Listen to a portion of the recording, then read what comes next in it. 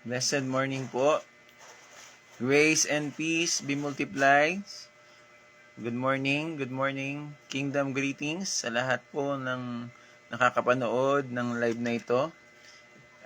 This is Evangelist Pastor Ariel from Marilao, Bulacan, Philippines.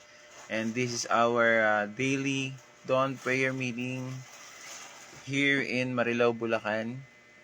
I would like to acknowledge our Lord Jesus Christ, a privilege for me to be entrusted to share the word for our meeting this morning.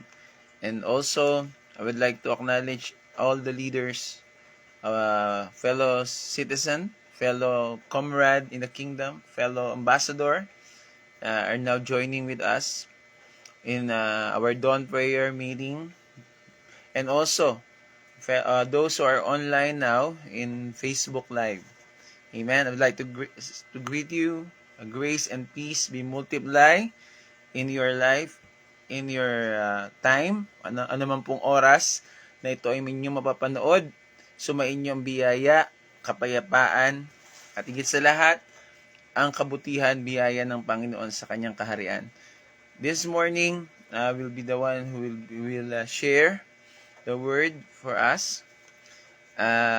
Basahin ko muna po yung salita ng Diyos na ating babasahin. Sabi po sa John 8:31, ito po yung ating share. At wini-welcome din natin kung nanonood po, ang ating mentor, Apostle Ron Martinez, na Apostolino, and all the team, Mission Team Kingdom Builders, here in the Philippines. Kung kayo po nanonood, grace and peace sa inyo mga kapatid. Sa aking mga kaibigan sa Facebook. Amen? Online platform of Facebook. Thank you. And this morning, I would like to share John 8:31 to 32. Wow. Ito po yung ating pag-uusapan. John 8:31 to 32.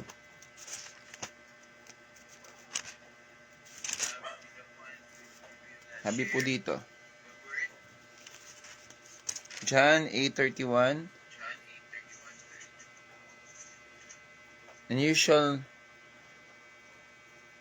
know the truth. Pero sa 31 muna po. Then said Jesus to those Jews which believe on him, if you continue in my word, then you are my disciples indeed. 32. And you shall know the truth, and the truth shall make you free.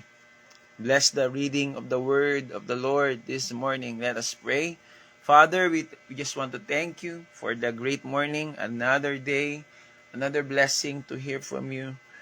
Father, I pray and declare that let your kingdom come and let your will be done this morning to your hearing of your word, to my fellow citizen, and all that will be able to hear this message. Lord, use me.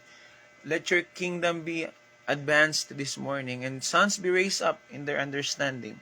And for your glory, Father, use me, anoint me as you lead me, Holy Spirit, to relay your word and to give the understanding of the truth that will make us free, will give us true freedom, Holy Spirit. Ikaw lamang ang may taas, Panginoon. Patuloy mong dalahin ang salita mo na mapaabot sa lahat ng tao. Ito po ang aking dalangin sa pangalan ni Jesus. Amen.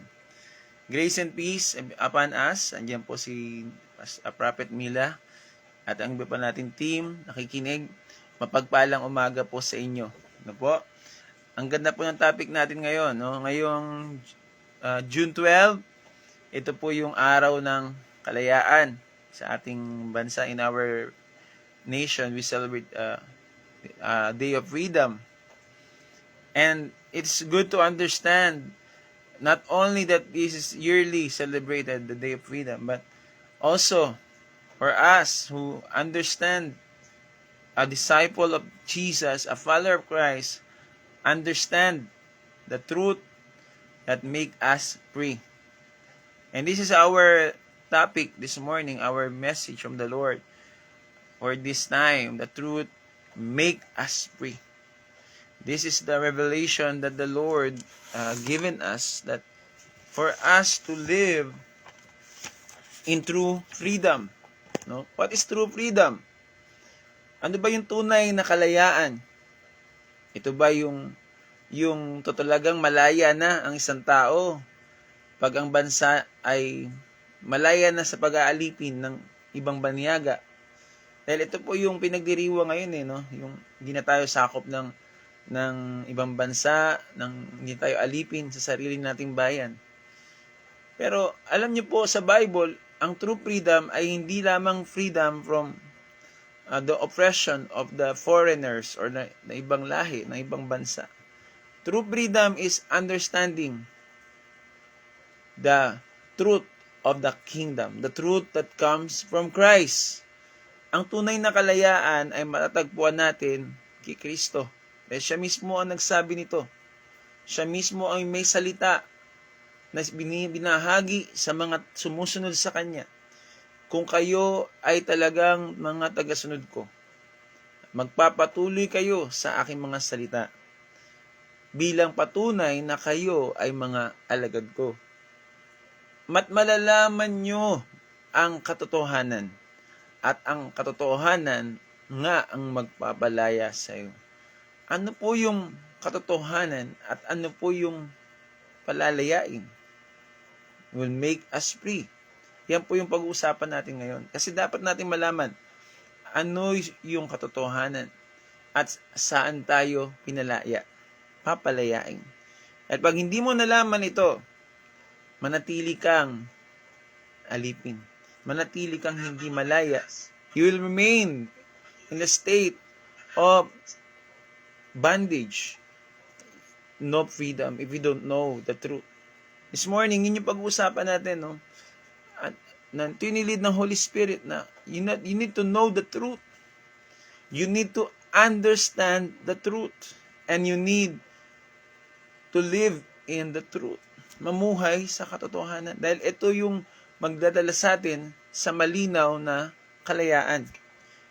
And this is what the Holy Spirit reminds us. Many are in bondage. Many are still in the nation of the Philippines, even though we are freedom for many years. We celebrate the day of freedom from oppression, the day of freedom from sa pagkakalipin. Yet many Filipinos not yet experiencing the true freedom. Because the true freedom comes from Christ. True freedom is a revelation from Christ. Ito yung kapahayagan ng Panginoon na gusto niya maranasan ng tao ang tunay na kalayaan. Saan tayo palalayain? At ano yung kalagayan na yun na gusto ng Panginoon na tayo lumaya? No? Tatlo po yan na umalipin sa tao. Tatlong bagay po na nag-alipin sa tao. Kaya hindi siya malaya. No, he is not free. A person is not free. Free from the freedom from the bondage of sin.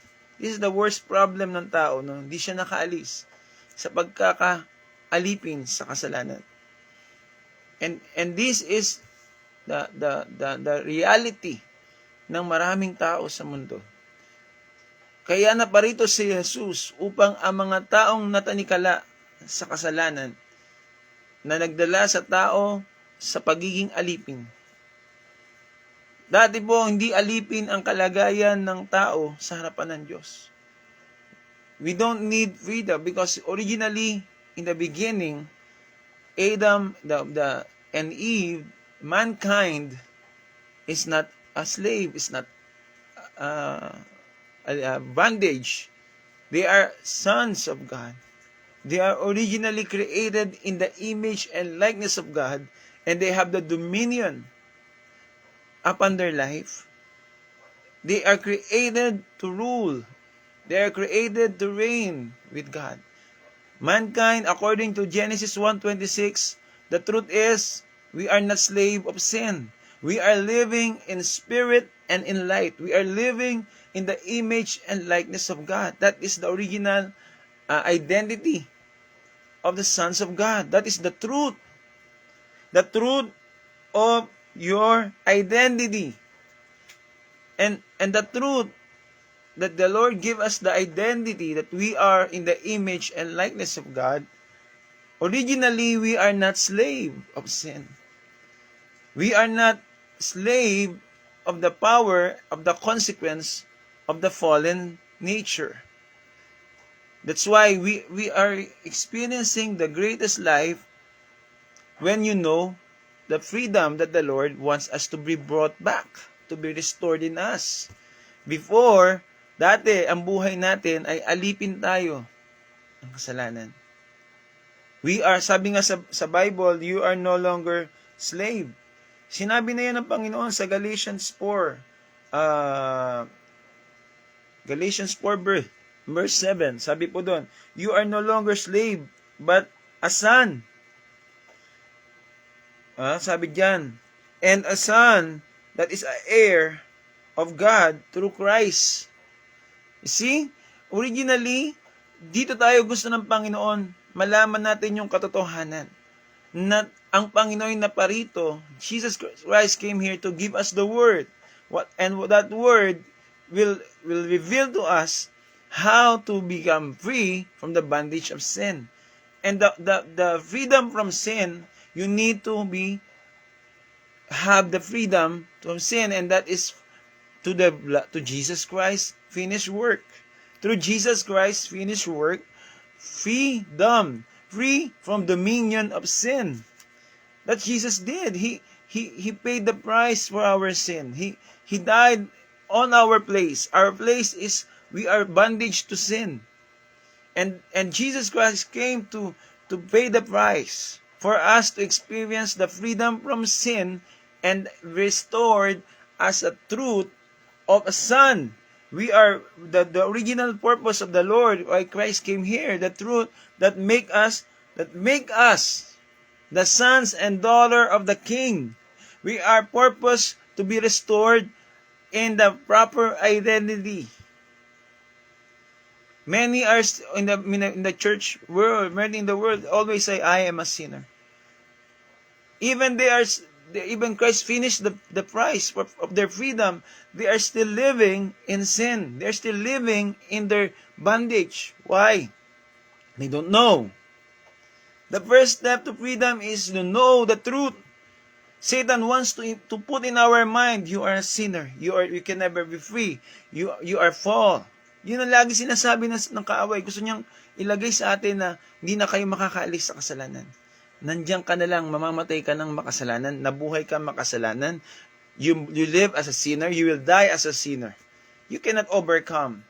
But Jesus came for us to know that the truth is knowing that Jesus paid the price for you not to live anymore in the system of bondage, but to be transformed to become the sons of God.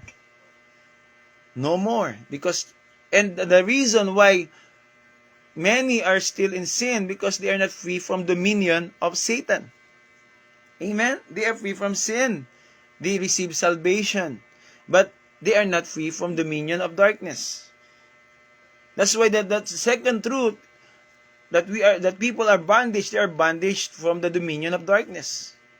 Hindi nila alam na pinalaya na tayo. Many people doesn't know the truth that Jesus make us free from the bondage of Satan. Satan is destroyed already. Satan is overcome already.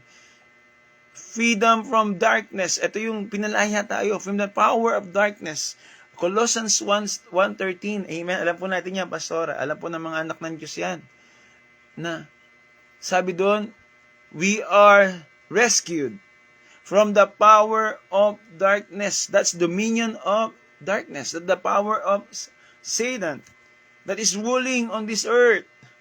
Originally, he is not the right dominion. He doesn't own the rule for this world, but the gods of this world has conquered this world because of darkness, ignorance, not knowing the truth. Satan propagate the lies from the beginning. That destroy mankind to their proper identity is lies, kasinungalingan. Yun ang ginamit niya para pabagsakin ang mga anak ng Diyos, para sakupin sa kanyang kapangyarihan ng mga tao ang lie, ang kasinungalingan. si Eve and the first Adam fall from that lies. That's why they are overcome by the power of dominion of darkness. Before, they are not in darkness, they are in light. They have the rulership, they have the light of the Lord in their life. Yun yung pangalawa, yung may identity sila. Pangalawa, meron silang power and authority. They have the power, no po, over the creatures in the sea, in the water, in the air, and all the living creature on earth. They have the rulership. They have the power. But when Satan put lie, if you eat the fruit, you will not die. That is a lie. Yun yung kasinungalingan na pag kinain mo, di ka mamamatay. Maging katulad ka ng Diyos. Hindi that is lie, because originally they are in the image and likeness of God. Adam and Eve. They are not like to be like God. They are already in the image and likeness of God. And the lie is, if you eat, you will not die. That's the lie. The truth is, Satan brings death to the mankind because of the lie. And still now, many are still in darkness. Many are still Satan's dominion. Why? Because of a lie. You don't need Christ. You don't need the word of God. You don't need that thing. You need is the things I give you. You become like God. Ayan ang propagation ni Satanas, no? Ikaw ang Diyos. You will be like gods, and you will reign because I give you what I give you. And Satan ruling this earth to the same pattern, because people don't know the truth that Jesus came here for us to be free from the darkness and to rescue us from that power of darkness and to translate us. Ilipat tayo. That is freedom. Makaalis ka sa pagkakaalipin ng kadiliman at ilipat ka sa lugar ng liwanag. And that place is the place of freedom. Not only that the truth that Jesus wants you to experience, the truth of your identity, He wants you to know the truth of your place, where you will become free. Jesus came here not only to pay the price of our sin, to die on the cross, and he doesn't came here to be as a resurrected in the third day, because he paid the sin. He also paid the way to us to be transferred, to be able to restore us to the original place. And what is our original place? The light of life, to be restored in the light. And light is the place of the kingdom. That is our inheritance. That is the truth. Jesus came here to restore us to power and authority. The place of power and authority is to be restored in the kingdom. If Christ will not give us power, we are still under the power of darkness. The one who overcomes the power of darkness is the power that comes from light. Only those who are understanding the light will only receive the freedom. Marami pong hindi malaya sa kapangyarihan ni Satanas. They are saved, but they don't know the place of their freedom, the place of their power. Po, kaya nung na-receive nila ito sa Luke 10:19, sabi ng Panginoon, I give you power. Luke 10:19, I give you power. That is the exousia and dunamis. Exousia is the power, delegated authority. Galing kay Kristo yung power. Pinasa niya to sa mga disciple niya. I give you power, exousia. Dahil wala pa nun ang Holy Spirit, I give you power over all the power of the enemy. No? Laban sa gawa ng kaaway. At ang binigay ng kapangyarihan ng Panginoon ay galing sa kaharian ng Diyos. Kaya nung hindi pa dumarating ang Holy Spirit, walang power ang mga anak ng Diyos to overcome darkness. But when the Holy Spirit came upon the church, upon these people, upon the sons and daughter of God, they experienced true freedom. Free from dominion of Satan. And they are transferred to the dominion of God. Doon sila nakapasok sa kaharian ng Diyos. Kingdom. There is the king and there's his dominion, his place. Kingdom. And that kingdom holds power that no power can able to overcome. Hindi kayang overcome ng kingdom of darkness ang power ng Diyos. Dahil ang power niya ay ang kanyang kaharian, ang kanyang pinagaharian. Sumasa kanila ang kapangyarihan ng Diyos. Amen. That's why sabi ng Panginoon, antayin nyo ang pagdating ng kapangyarihan na ipinangako ng Ama. Dahil yun yung promise eh. You will be no longer slave to the power of darkness, and you will not be slave to the power of religion. Also, religion has power. Religion also make people slaves. They are not becoming sons. They are not becoming to their original identity of power and authority. They still remain as a slave. When people don't know who they are, that's the abuse. Pag hindi mo nalaman kung sino ka, diyan papasok ang pangaalipin. Authority abuse. And maraming believer don't know their truth, that they are now free from the dominion of Satan. And that freedom also give them power and authority over the works of the enemy, over the works of this world, over the works of this fallen world and state. Eh, mga kapatid, the truth is, we're free from the bondage of sin. Kaya tapos na ba? Free from the bondage of Satan.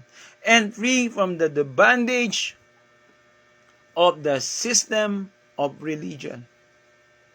It is the very problem. The worst scenario is many are saved, but they are in religion. They are not experiencing true freedom. The religion brings people to again be tied, again be bondage. Christ make people free from knowing the truth, and the truth not shall make us free, not shall set us free, but make us free from dominion of religion. Religion can be a bondage. Religion can bring people to slavery. Without knowing their true identity, without knowing their true power, religion controls many people, controls the children of God. Religion brings abuse. Religion brings poverty. If you will not be able to be made free from religion. Kaya sabi ng Panginoon, lumapit kayo sa akin. Sinabi niya sa mga tagasunod niya, kayo napapagal at nabibigatan sa inyong mga pasan. Why people are in burden? Why many people are still not in the rest? Because they are in religion. Amen. Religion brings bondage. Religion brings burden. They cannot experience, they are not being able to taught of their freedom from sin. They are not being taught of freedom from the power of darkness. And they are put a new weight in their life, the new cloth, the cloth of religion. And you must pay the price. You must be able to do the work for you to be saved, for you to be godly. And that is burden. Yun po yung burden, yung pinipilit mo maging tama sa Diyos at sa paraan ng tao, sa paraan ng man-made system. At yun ay mabigat. Marami pong bigat na bigat. Pero ito yung magandang balita rito. Ayaw ng Diyos na ikaw ay nasa bondage of religion, and He wants you to restore in your place of freedom. And that place of freedom is the place of this kingdom, the place of spirit and light. Sabi niya, come to me, all your weary and burden, I give you rest. Ang aking pamatok ay magaang. And my burden is light. Magaang, hindi ito mabigat. At ito'y magbigay sa iyo ng tunay na malaya. Ang tunay na malaya, masaya. Ang tunay na masaya, pinagpala.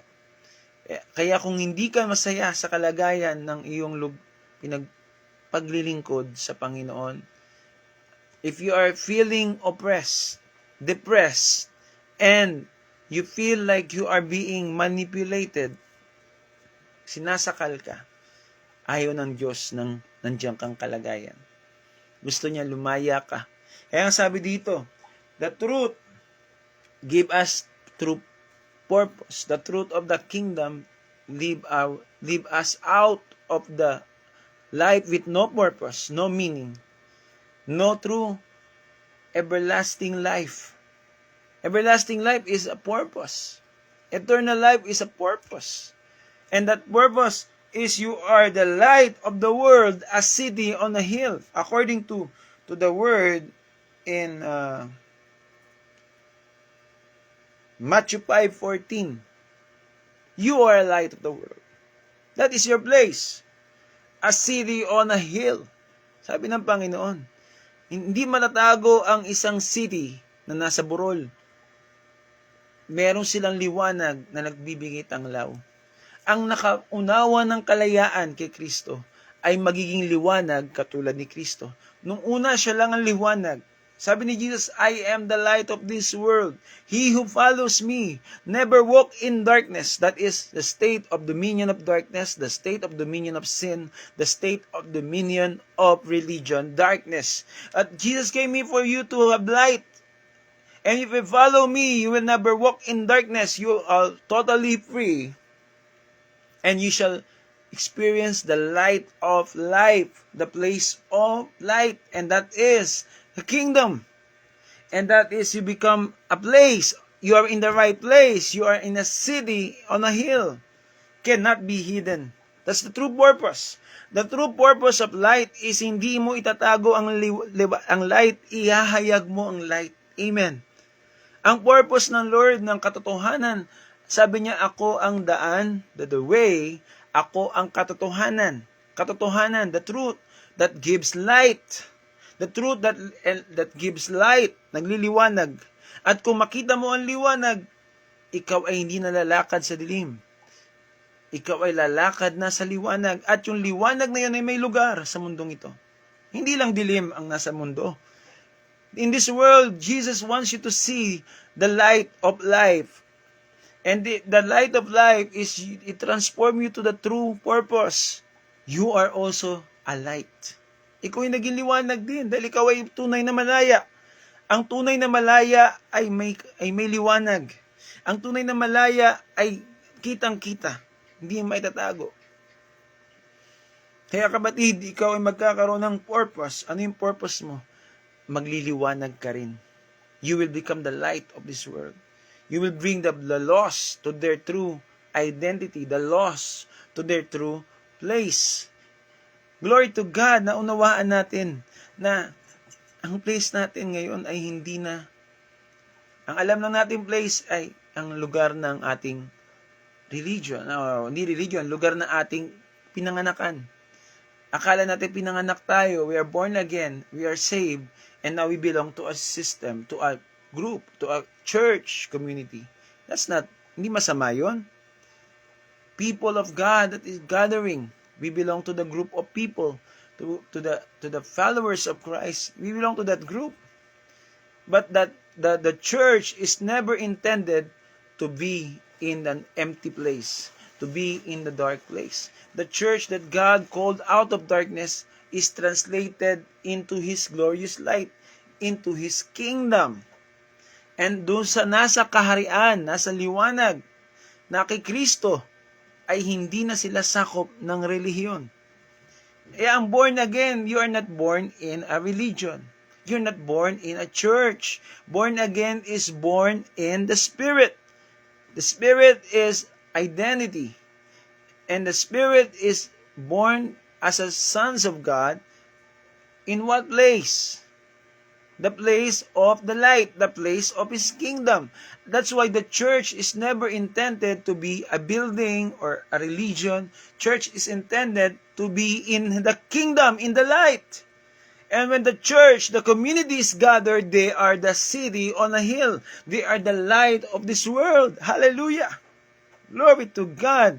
Hindi na tayo sakop ng dilim. Hindi tayo sakop ng relihiyon. Pero marami pong hindi nakakalam that they are now belonging to the place of light.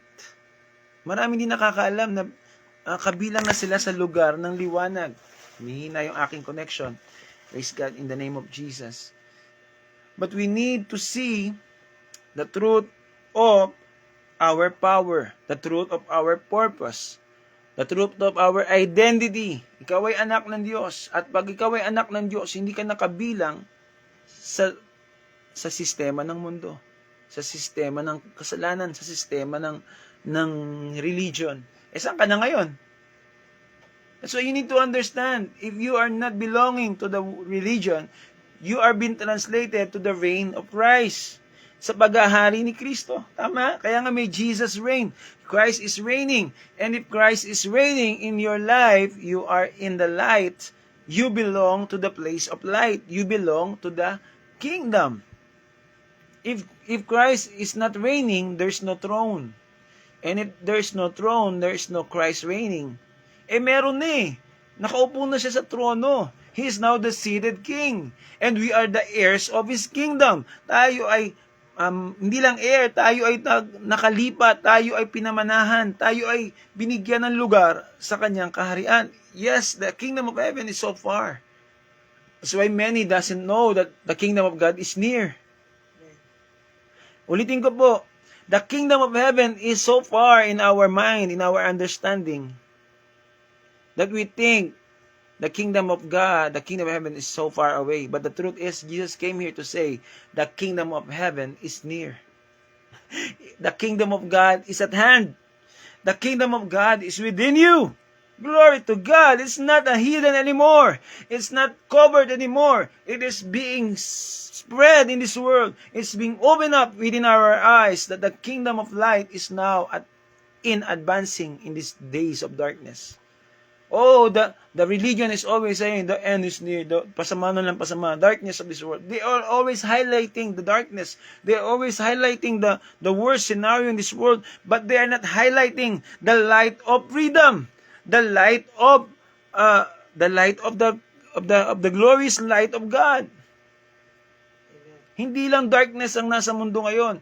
Ang nasa mundo ngayon ay liwanag. At yun yung purpose ng buhay natin, na maunawaan natin na tayo ay kabilang sa liwanag, kabilang sa lugar ng liwanag, a city on a hill. Glory to God. Hindi matatagong lugar, hindi matatagong lungsod. Ang mga anak ng Diyos ay nasa isang lungsod. Ang lungsod na yon ay lungsod na nagliliwanag. Ang lungsod na yon ay makikita na may mga anak ng Diyos sa lungsod na yon. Nakikita yon ng Diyos kasi ang bawat anak niya kung nasaan sila, nagliliwanag sila, naglilingkod sila, may dala silang liwanag, nakikita ng Diyos yon.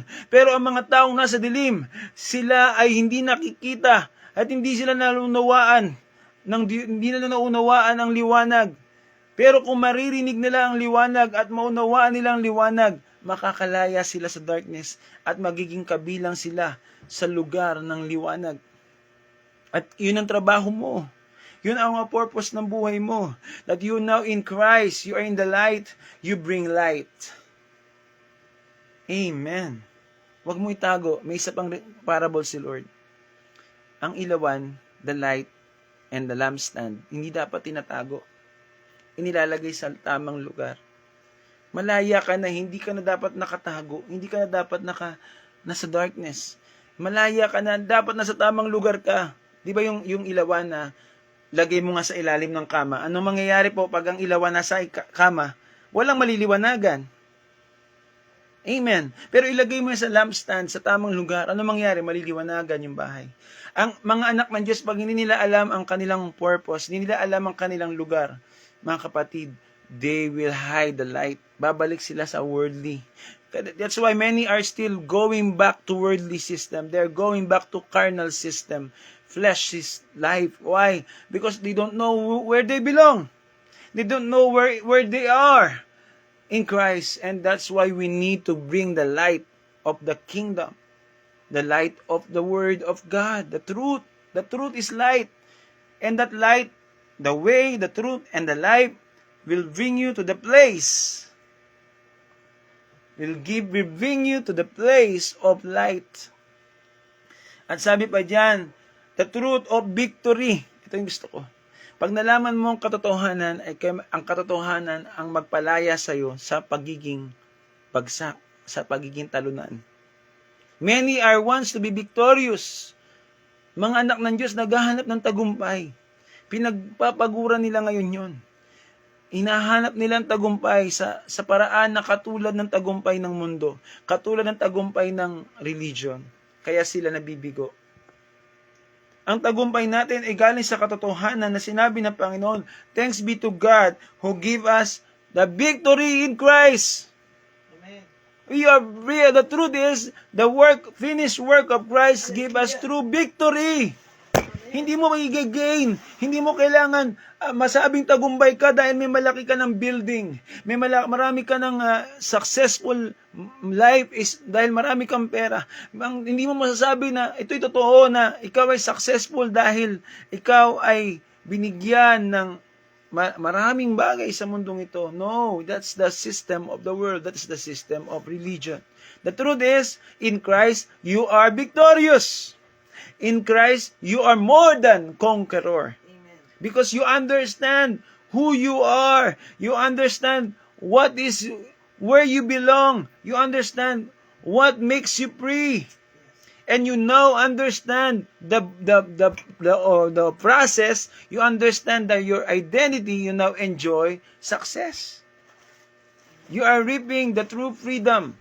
Free from dominion. Free from dominion of Satan, sin, and religion brings you through success. Kasi ang mundo sasabihin, talunan ka. Ang mundo sasabihin, wala kang halaga. Ang mundo ang gawa ng kaaway sabihin sa'yo, ikaw ay talunan. Pero kay Kristo, ikaw ay tagumpay. Amen. Amen. Alam nyo, hindi natin kailangan ng approval ngayon ng mundo para masabing tagumpay ka. Hindi mo na kailangan approval ng system ng religion para sabing tagumpay ka. Ang tunay na makapagsabing ikaw ay tagumpay, ang Panginoon na nagpalaya sa iyo. Amen. At kung malalaman mo yung binibigay ng Diyos, ito yung mararanasan mong kalayaan. Ito yung mararanasan mong freedom. The truth that Jesus came to us to know the truth, and the truth comes from His Word. Marami pong nagbabasa ng Bible, nandun lang sila sa state of knowledge. Marami pong nagbabasa ng salita ng Diyos, nakakaalam pa lang, pero hindi pa rin sila nakakaunawa. That's why freedom ay nandun pa rin sila sa bondage, kasi hindi nila naunawaan. The first step of freedom is knowing. The second step of freedom is understanding. Understanding is receiving. Amen? Knowing and receiving. Kailangan malaman mo na dito pala ako palalayain sa kasalanan. Ay sa kaililipat, sa pagiging anak. Pag naunawaan mo na hindi ka na makasalanang tao, you are the son of God, then you will experience the true freedom. Hindi ka na sa kapangyarihan ng kadiliman. Saan ka na ngayon? Kapangyarihan ng liwanag. Amen. God give you power to overcome because the power gives you the power to overcome darkness. At pangatlo, if hindi na pala ako sa religion, nasan ako? You now belong to the realm of light. He rescued you from darkness into His light. Amen. Hindi na katago, kundi nilantad ng Diyos ang lulugaran. At pangatlo, pag nalaman mo, you know, you understand, then you are living. Amen. First, you need to know the truth. Second, you need to understand the truth that makes you free. And the third, you need to live the truth. Yung iba, hindi nila pamumuhay ang truth. Why? They don't know. They don't understand. They don't receive. They don't experience. That's why the Lord revealed to us this message now. Araw ng kalayaan. Araw na ikaw ay palalayain din. Amen.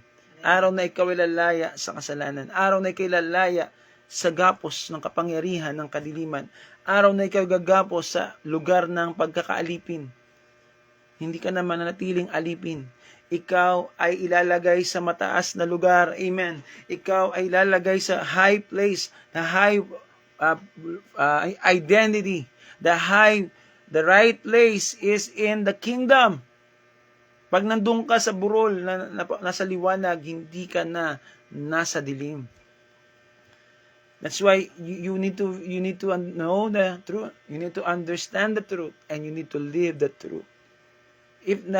Kaya pala marami ang hindi pa rin nakakalaya dahil hindi nila alam na sila ay ang katotohanan na sila ay anak. Ang katotohanan na sila ay may kapangyarihan. No more slave, no more bondage. At pangatlo, hindi nila alam to know the truth of purpose and to know the truth of victory. Gusto ng Lord magtagumpay ka. Gusto ng Diyos yung buhay na ganap at masayang buhay. The Lord wants you to give the life. Give you life and life. Have it more abundantly. This is a life in the pasture. This is a life in the place of freedom and the life in the kingdom. Amen. You can be in the wilderness state. What is wilderness state? Hindi ka pa rin malaya. Pag nandun ka sa sistema ng relihiyon. Kailangan mo makaalis sa system of religion. At paano ka makakaalis sa system of religion? You need to know the place of freedom. And the place of freedom is the place where God is, the place where Jesus is. And where Jesus is, there is true freedom. And the place of Jesus is His kingdom. He's reigning. And if you receive that Christ and His reigning in your life, you are made free. You are made free. You will no longer look back to your old life. You will now live in the new life. Christ's promise for you. Gusto mo maranasan yung tunay na kalayaan, the truth of freedom? If you want to experience, as you hear the word this morning, you hear, you now understand. Amen. When you know what the word of the Lord is given unto you, you now understand. Dito pala ako palalayain ng Panginoon sa pagkaalipin sa kasalanan. At hindi na pala ako alipin. Ako pala ay ililipat sa pagiging anak. Now you receive. And now you receive. Now you understand. You now to live your identity, pamuhay mo. At kung nalaman mo na hindi ka na pala nasa kapangyarihan ng kaaway, ano naman ngayon ang i-receive mo? Lord, I need your power. I need your power to overcome ang gawa ng dyablo, ang gawa ng kasalanan, ang gawa ng kaaway sa buhay ko. You receive the power. You receive the freedom now. Hindi bukas, ngayon. Receive the power of the Lord in your life to make you free from the bondage of Satan. Ano po yung bondage ni Satan? Karamdaman, sakit. Ano yung bondage ni Satan? Kahirapan. Ano yung bondage ni Satan sa mga anak ng Diyos? Na sila ay nasa kamangmangan. Kaya kapatid, diyan kalalaya. Hindi ka na mahirap. Hindi ka na walang alam. Hindi ka na malalagay sa lugar ng mahirap na kalagayan. Bakit? Bibigyan ka ng kapangyarihan. At kung ma-receive mo ngayon yung kapangyarihan ng the power of the Lord, you make free. You made free. Amen. You will be free. If the Son make you free, set you free, you are free indeed.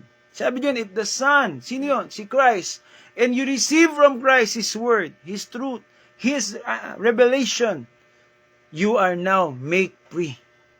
Malalayain ka ng Diyos. Kailangan mo lang ma-receive. At pangatlo, kailangan mong mailipat. Ang paglipat ay pag-unawa sa lugar na inihanda ng Panginoon. Are you ready? Are you hearing this word this morning? The Lord wants you to be make free, na ikaw ay lumaya na. Kaya you need to receive, you need to understand, and you need to experience the true freedom in Christ. If you believe, you shall receive. Sabi niya yun kung naniniwala ka, matatanggap mo.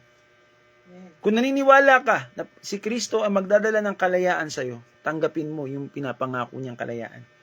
At kung tatanggapin mo to this morning, I assure you, sinisigurado ko sa'yo, sinasabi ng Panginoon, ikaw ngayon magiging malaya. Amen. Amen. Narinig mo yung pinalaya ng Panginoon sa pagkakaalipin ng masamang espiritu. yung tanikala. Nung dumating ang Panginoon, pinalayas niya yung gawa ng kaaway. Umalis yung legion. Amen. Umalis yung bad spirit. Pumunta doon sa baboy.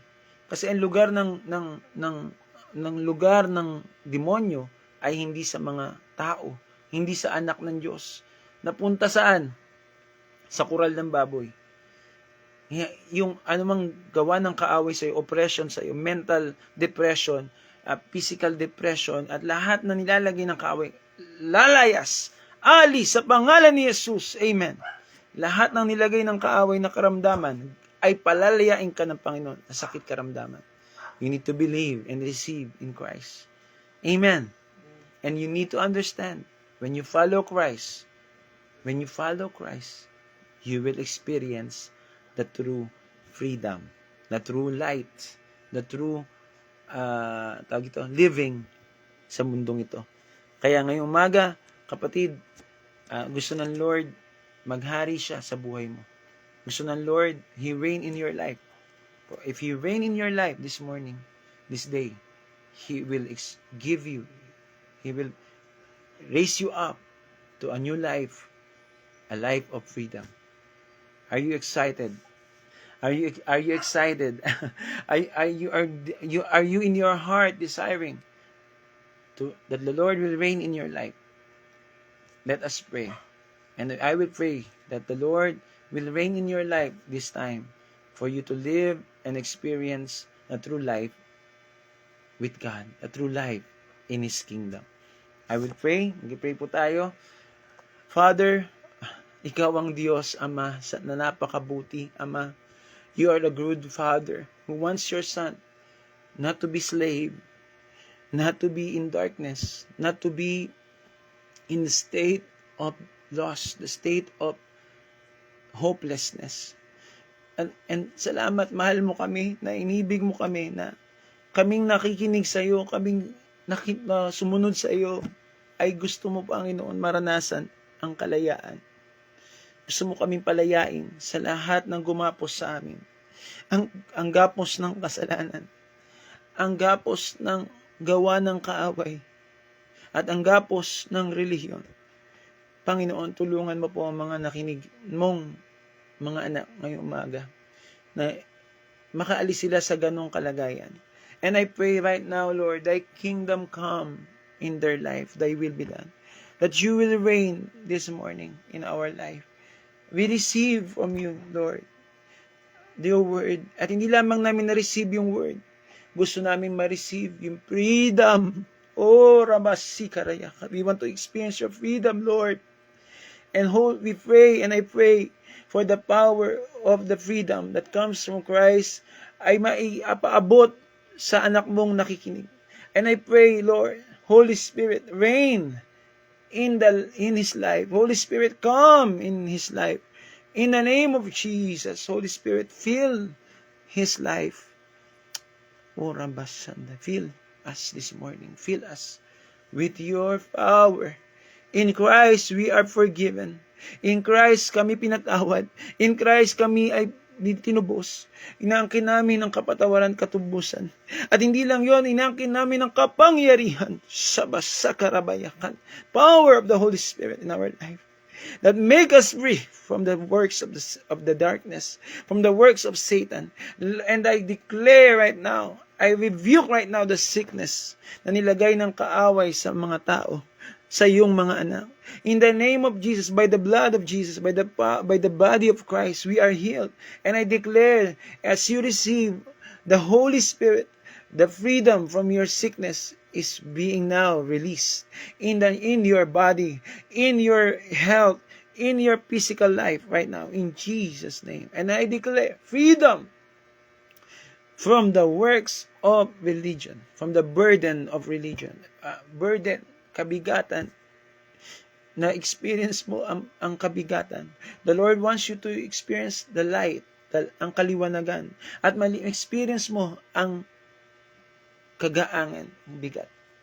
Sa nakaraan, karanasan, sa nakaraang pagsunod mo sa Panginoon, na ikaw ay na-abuse, ikaw ay nahirapan, ikaw ay na-burden sa sistema ng religion, ng church. I pray and I declare that you see the kingdom now. The greatest place is not in the place of religion, but the greatest place is the place of light, where your purpose is original, where your purpose is the light. And I pray that you experience. I pray that na hindi ka na matakot, mawala ng pag-asa, maging balisa. Dahil sinabi ng Panginoon, kinaliligaya niya na ibigay sa iyo sa umagang ito ang kanyang kaharian. Sumaiyo ang kalayaan, sumaiyo ang kapayapaan, sumaiyo ang kaharian ni Jesus as you receive Jesus in your life and the Holy Spirit reigning in your life. The kingdom of God in your life, I pray. In Jesus' mighty name. And this is my prayer. And this is my decree. You are now free. In Jesus' name, you are free. In Jesus' name. Receive it and live it. Pamuhay mo. Ikaw ay malaya. Pinalaya ni Kristo. Amen. To God be the glory. Amen. Amen. Salamat po at sa lahat na nakapakinig. I hope and pray na ito i-share nyo po. I hope and pray na patuloy tayong ipaliwanag ang salita ng Lord sa marami pang tao na kailangan nilang liwanag, kailangan nila ang katotohanan na nagdadala sa kanila ng kalayaan. At salamat, pinalaya tayo ng Panginoon. Amen. Salamat sa biyaya ng Diyos nung tanggapin natin ang ating Panginoong Yesus. Natanggap din natin ang kanyang kalayaan na ibinigay sa atin. We are not sinner. Hindi na tayo makasalanan. Hindi na tayo alipin. Tayo ay tagapagmana. Tayo ay maghahari kasama ni Kristo. Amen.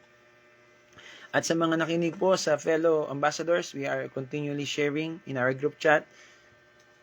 Join na po kayo. And we have a discussion sa ating group chat this morning in our dawn prayer meeting. Again, grace and peace sa lahat po na nakinig. To God be the glory. Grace and peace be upon us. Amen. Amen.